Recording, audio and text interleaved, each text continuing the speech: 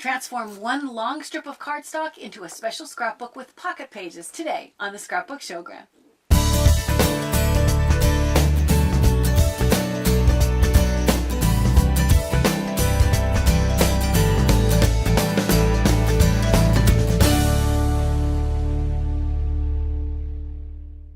Hi, I'm Sandi Genovese and welcome to the Scrapbook Showgram. This is a scrapbook that's created to celebrate Caitlin and she was a model for a day on a jewelry photo shoot. So the front cover, you can see she's wearing some of the jewels and the pink boa, which was, I think, maybe the favorite thing of the day. And when you look at the inside pages, every single page has this pocket with a little window. You can see that she's elected to put some of her favorite stickers inside all of the pockets, so that when it's opened up all the way, you can see that it's one long strip with the pockets at the bottom, and every one of the pockets has a little window that allows you to see a little bit of what's inside, and then a staple in every one of the creases that is actually what's holding those pockets in place. So to begin with, we're going to start by cutting the cardstock into this one long strip. To do that, I started the paper that I had. This is Canson's paper, and you find it in the art section of Michael's. It's in the Michael's store, but don't go to the scrapbook section. Go to the art section, and they have these really large, oversized. It's actually a lot bigger than this, but the length is 25.5 inches. That's how big it starts. And then I think the height is something like 19.5. But I trimmed it off so that this dimension here is 9 3/4, and then the length is as long as the paper was to begin with, which is 25.5. That gives you the basic beginnings.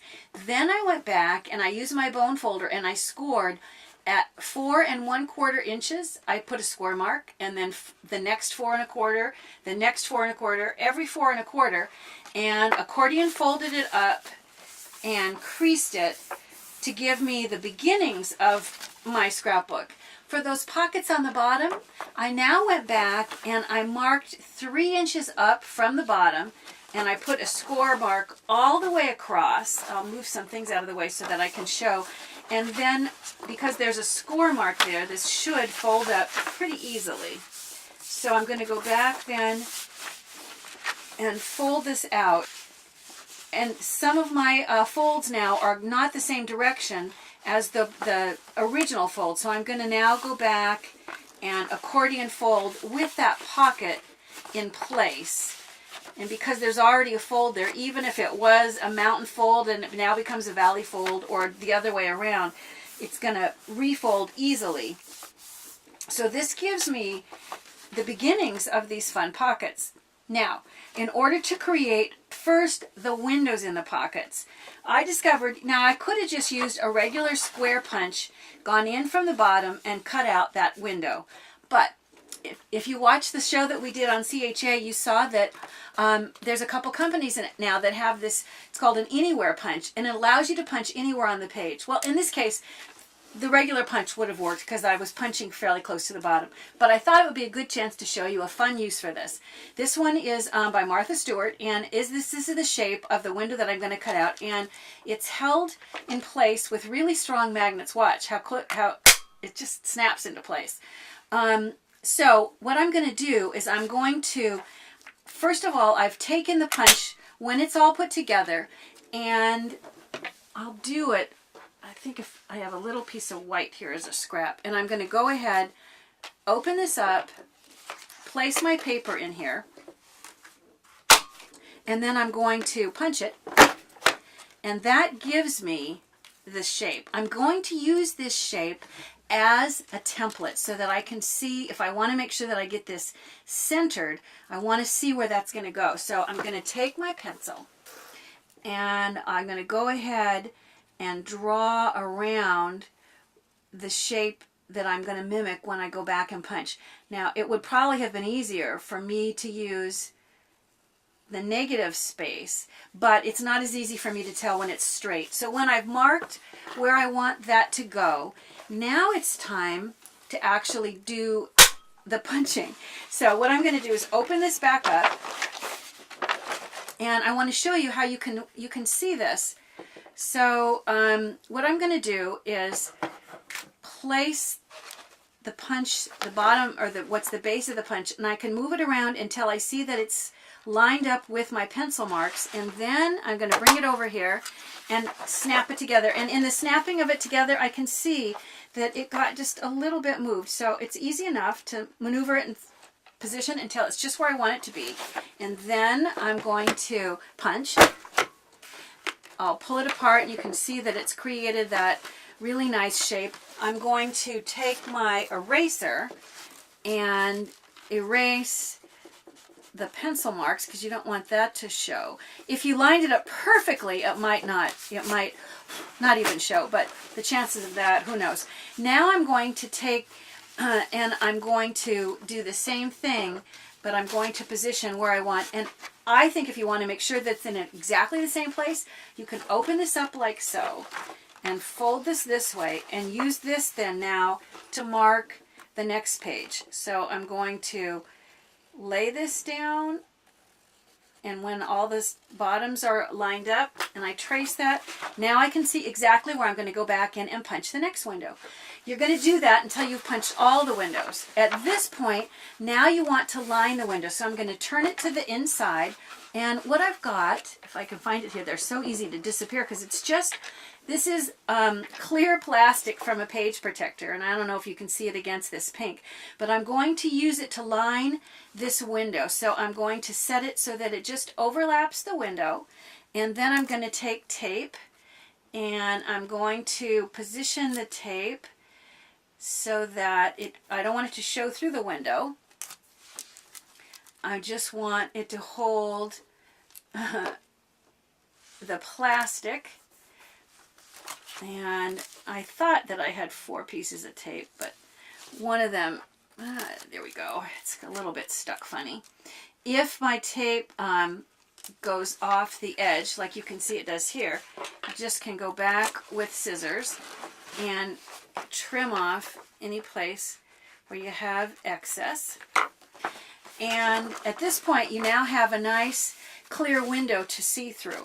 When you've done that, imagine that you've done that in all the windows all the way across. Now it's time to create the staples inside that are going to actually hold all of these windows down. Once it's stapled, it's not going to be as easy to get to this end. So I'm going to go ahead at this point, and the final edge, I'm going to just use some adhesive, but only a little very narrow edge. So I'm going to put some adhesive on this end and close it up. But I want a stronger adhesive than just glue. I want, that one strong staple that goes in there. And I don't know if you've seen, I'm going to see if I can move this out of my way. If you've seen, I've shown this before, but even if you don't have a long neck stapler, you're going to have to get into these, and it can't go this way, it has to go where the staples are sideways.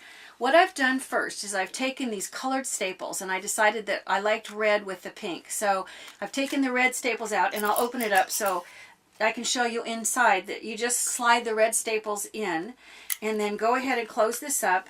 And in order to get this to staple in the middle of a page, I'm going to turn the stapler over and use this. When I push on it, it allows me to open the stapler up. All my staplers, even the little baby ones, open up like this. And now I want to staple, but if I do it like this, it's going to curl around. I want for this staple to go into, this is a little piece of foam core. You can also use, if you have a nice big thick cardboard box, that works as well. I'm going to use this so that my staple then can staple directly into, I'm going to try to get it about in the middle of the pocket, of that 3-inch pocket, and then I'm going to just push, and that gives me the staple, but when I flip it over, see, it's stapled right into the foam core. So now the prongs are sticking straight up. All I need to do is just take, I've used my scissors, in this case I'm going to use my tweezers to pull these prongs around and then push them down, make it a nice, strong, sturdy bend in the stapler, and you can see how easy it was to add that staple. You would then do the same thing for all of those pages, adding adhesive to the very final one, and that really gives you the mechanism. That's going to give you a really fun album that has pockets, and the pockets even have little windows that help you to see what's stored inside the pocket. To decorate the album was really pretty simple. I started with a piece of paper that would match, once this is all folded up. This ends up being, I think this is 6 3/4 now, and this is 4 1/4. So I cut a piece of cream colored cardstock so that it would sit right over the top, and I'm going to go ahead, I'm going to place it over there, but I think it might be easier if I went ahead and I decorate it first. So I'm going to see if I can put this out of my way, and I will place, the first layer is going to be this pink. However, I want it to have, I'll pull it up so you can see my finished one. I don't know how easy it is for you to see, but there's nice polka dots on there, and I did that by using this, it's called a Versamark. It's a watermark ink pad. So what it's going to do is, instead of it being a color, it's going to just intensify whatever color I stamp it on. So I'm going to take a pencil eraser, because it's a fresh eraser. I have special pencils that I use for stamping with, and the rubber of the eraser is going to create the polka dots. So what I'm going to do is start to create the polka dot pattern, and I'm going to just go down the page. If it doesn't look too dark now, it does darken up. Plus, it would have helped a little if I had taken and put some kind of, here, let me put a post-it, having something softer for it to go into. Because I can see around my whole design, it's easy enough to go back and darken them if they're not really quite dark enough. The next row, I'm going to go in the middle, in between. And of course, I'm not going to take the time to rubber stamp the whole thing. I'll just do one more row to give you the idea of how this is going to work. So once you have this fully embellished with dots, then it's time to go ahead and fasten it onto the page. So I don't know how easily you can see it's starting to darken up even as we speak. All right, I'm going to place some adhesive on the back. It's still a little bit tacky, but it dries really pretty quickly. And I'm going to go ahead and place this on the top section of the front cover. And then I have this narrow band that I'm going to add directly under the dotted part. And I'll trim off any of the excess. From the other side is the easiest. Get that out of the way, and then I'm going to add this trimmed photo of Caitlin. So I'll put, once again, I know I say this every time, but you're going to want more adhesive than that, but it's going to be enough to hold it together for me to show you. And I'm going to position this so that I have a narrow border on the sides and a fairly small border on the top. I'd like a nice big chunky border at the bottom. I just feel like it looks better. Now, of course, you would normally have all the polka dots behind in this pattern as well. I decided that there was a little bit, the tones in my page, this is a darker pink, but mostly the tones are all fairly light, and I wanted something to help create a little bit of contrast. So I'm going to take one of my Sakura black markers, and I'm going to just put a black line all the way, and I didn't want it done with a ruler. I wanted it done so it looked freeform. So I'm just going around the edge, and I'm using right now what's called a 03 pin. I think on my first original I might have used a 005 because I think it was a finer black line than this. It's really just a question of what you prefer. And in some cases, you know, you might think a thinner line looks better for some projects and a fatter line for other projects. It's, you know, it's totally up to you. It is the beauty of making it yourself. You get to decide all the details. So I've added that little detail, and then I'm going to put her name, Kate, down at the bottom. And I've done that with some of these vellum stickers. So I need to find, when I'm doing a word, I usually start in the middle. and I put the middle letters and then I work my way to the edges. However, in this case, there's just not that many letters that I have to work with. So I'm going to go ahead and just start at the one end. And I kind of think I'm going to go ahead and sometimes I make the letters dance on purpose. That way, if something isn't straight, it doesn't matter.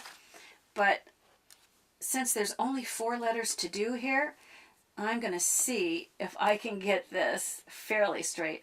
The beauty of the vellum is it really shows when they overlap. So I'm purposely going to overlap some of the letters.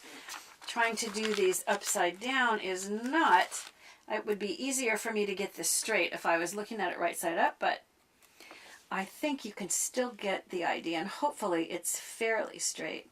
There goes the T, and then I'll just add the E for the last letter. I'll turn it so it faces you. And lay down that last one.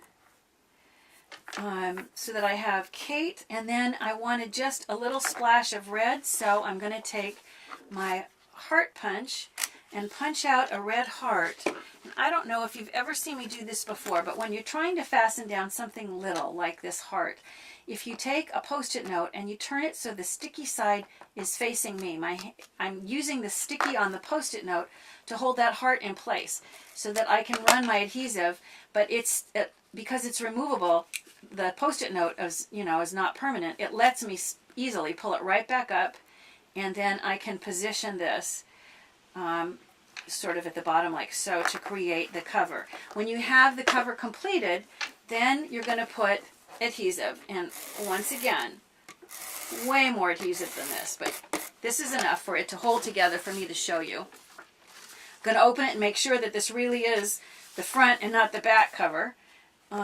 And I'll go ahead and I'll line this up with my edges and place it down to get my front cover. You can see in this case, it looks pretty similar to my original.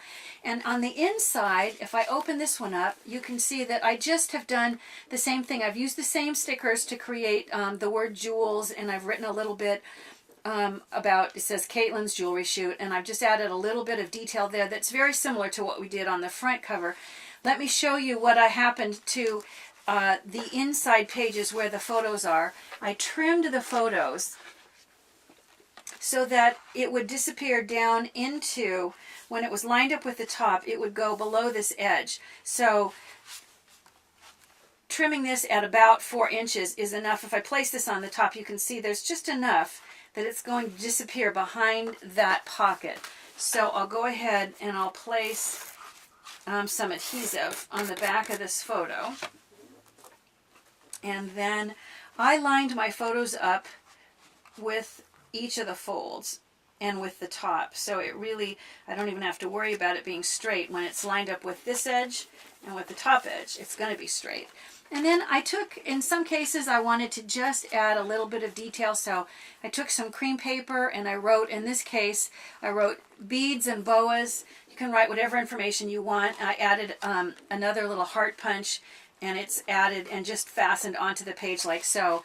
And if I go back through and open this up, you'll see that I did that little detail, not on every page, just on some of the pages. So you can see, if you look, you can see all the different photos of Caitlin at the shoot, and then with her mom, Chris. You can see she was pretty tuckered out by the end of the day. You know, pockets built right into the pages of a scrapbook, they're just perfect for holding extra souvenirs and all kinds of memorabilia. Remember, I love hearing your comments. Be sure to share us with your scrapbooking friends, and if you haven't already subscribed, be sure to do so. Bye for now.